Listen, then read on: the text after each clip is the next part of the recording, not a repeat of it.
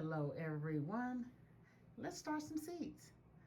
All you're gonna need is your soil, your grow containers, your seeds of course, your labels, either one that's already pre-labeled, a blank one and a marker, your spray bottle, some additional water, and of course your grow station.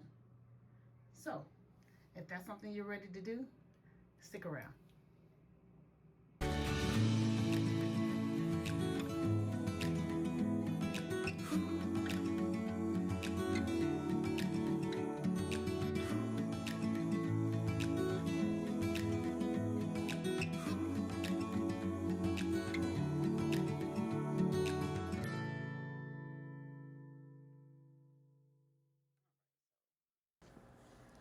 All right, everyone.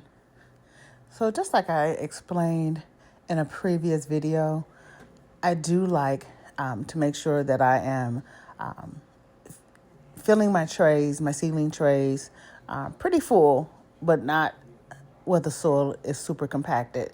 I would like to make sure that the roots of the plants as they're growing can easily glide through the soil. So I just like to make sure it's even, enough so I can see those separation of lines, like I stated before, but making sure it's even and it's not super jammed in there, like the soil is not super jammed in there. Of course, you always want to make sure you are taking out any large chunks of anything in there, any rocks, any twigs, just anything that will prevent or prohibit the seedlings from pushing through that soil. They're very fragile in the beginning, so they cannot push through any large particles, or even if that soil is super tight, like tightly packed in there. And so if you're filling your tray like I do, I just keep shaking them until everything is even. And then, of course, I'm just going to place it right back in my container. Doing this initial process, once you get it situated on the level surface, some of the dirt can actually settle down. So you can still fill it back up if need be, but sometimes I'll fill that up after I get my seeds sowed. And so, of course, just like before, I'm always going to put 2 holes per cell, because I would like, instead of some people put 2 seeds in 1 hole and then they thin out their plants. Well, because some plants I want to keep both of the actual seeds, I would rather do it like this, so it's easier to thin out if I don't want them, or keep if I do want. So if I do want to keep them both, I can just actually separate them carefully without disturbing the roots too much, versus just having to, be forced to thin out the plants, or disturbing the roots too much because you're trying to separate them because they're so close together.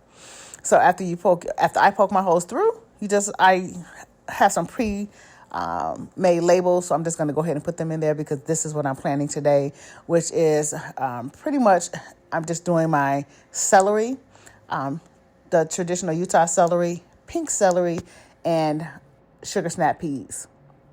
I'll show you the varieties in a moment. So this one right here is just a tall Utah. These are the actual seeds that that were from my actual plant that I let go to seed. This is a tall Utah variety. When I get to the pink celery, those are the ones that I actually purchased on Etsy. And so because celery seeds are very small, like very, very small, I like to kind of pour them out so I can kind of get an idea of how many I want to use and how many just to make sure that I'm getting the actual amount of seeds in the hole as I need. So if you can look at them here, they're very, very tiny. I'm trying to blow this up as much as possible, but they're very tiny. But as you can see, they almost look like mini coffee grounds. Really interesting to me, but very, very tiny. Okay. And it's to the best of my ability, I'm going to try to get just 2 seeds in each cell, but I can use this little label here because I can see the number of seeds on there in the white background. So that's why just in case, sometimes you do get one that kind of slips in there and you can't find it, which is the reason why I don't water the soil first, because I want to see where my seeds are going and making sure they're going in the right holes. But because once you water it and it turns dark, it blends in with the seeds and I can't see. So started with my Utah tall. I'm just going to try to place one seed in each of those 2 holes in that cell. And I'll just complete that process until that whole entire row is completely filled. And then I'll move on to the pink celery. Now, I will say, if I do have another tool that I can use to make this a lot simpler. I just couldn't locate it at the moment, so I just chose to use this little tab. But I mean, if you have another means to do this, or you have a suggestion on another way to deal with tiny seeds versus just throwing them all in there, let me know. I'm definitely always looking for a better option to sow seeds. Okay, and so now going into the pink celery. Now, I've never grown this variety before. I just saw it. I was actually watching the James Prigioni channel, and I saw he was growing this pink celery. So I don't know what it tastes like, and I've never tried it. So I'm going to give it a shot to see more so what it looks like and possibly what it tastes like. But again, they're just as tiny as a standard Utah tall celery. Very tiny. And I'm going to do the same amount. So as you can see, I'm putting 2 seeds in each cell, hoping to get at least 3 plants. So I sowed a total of 6 seeds for the Utah. I'm going to sow 6 for the pink. If they all grow, if all 6 seeds grow, I'll keep all 6. We do use a lot of celery in our different soups and broths. So I would definitely keep all 6. And I know I can freeze it for later down the line if I don't use it all before the season is over. And because celery does not like the heat, most likely if all 6 of these germinate and they grow really well, I'm definitely going to have to freeze some. But the goal is to at least get 3 plants. I don't know what to expect from the pink celery, but I like a challenge, and I like exploring and growing something new. So we'll see. But yes, I'm going to do the same process, and that is simply just trying to get 1 seed per hole, 2 per cell. Now, I will also say I did not dig those. I did not make those holes deep because celery seeds are so tiny. I could have surface-sown them and just put them on top, but I didn't.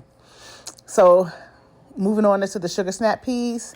Now, sugar snap peas are larger. They're actually one of the largest seeds besides beans and watermelon that you can grow. So these you definitely want to make a deeper hole because you want them to go you want them to go deeper into the soil because their roots will they're going to explode. Like those roots are going to be the first to germinate. I can promise you that. And those roots are going to be super thick and heavy. So push them down further so they can get established really well. Those will probably be the first seeds I have to transplant because they grow so fast. And so the first ones that I'm growing right now, and that one is and these again, some seeds from my own plant. These are the standard sugar snap peas. And again, 2 per cell.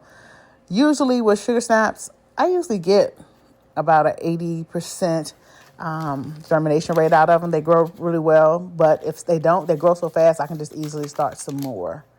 But you definitely want them deeper. Now, the purple magnolia, I ordered these from Etsy. I've grown them before, but I never ever have enough to keep because we pretty much eat them right away. They're so pretty when they grow. And look at the seeds. They're like a tinted purple versus the almost tan to pale colored ones that the standard ones are. But again, the same process. 2 seeds per cell. I'm going to actually push them a little bit further down in there. But you can see them on top of the soil really well right there. But they actually are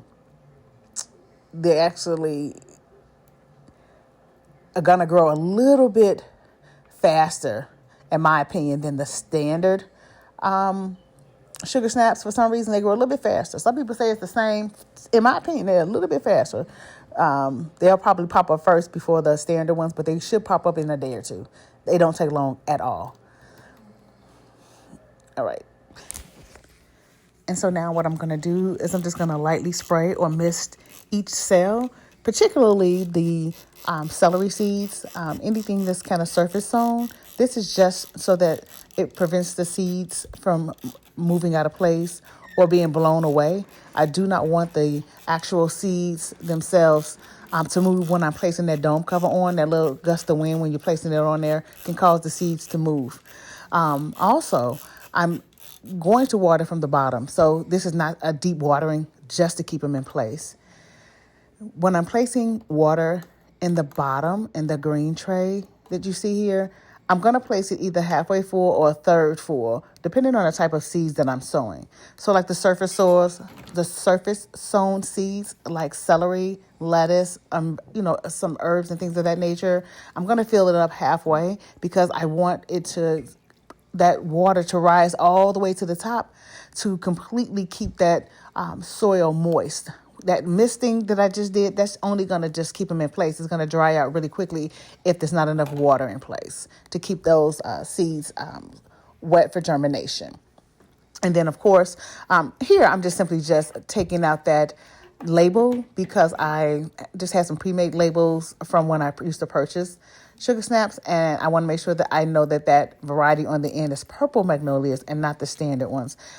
It's super crucial to me to make sure I'm actually labeling my plants correctly because I do want to save my seeds, and I don't want to label my seeds incorrectly as well if I do end up letting certain things go to seed. Of course, I'll know what they are for consumption, but if I'm saving seeds, I like to know which variety they are. But other than that, I also like to place the date because in this tray, I'll place the date only on one of those tags. And then after that, I'm simply just going to place it up under the grow lights. And I will keep that dome on there until I see the germination. Sometimes, once I know that celery and those sugar snaps are going to germinate at a different rate, but as soon as one set of those seedlings germinate, that dome will come off. But other than that, happy growing.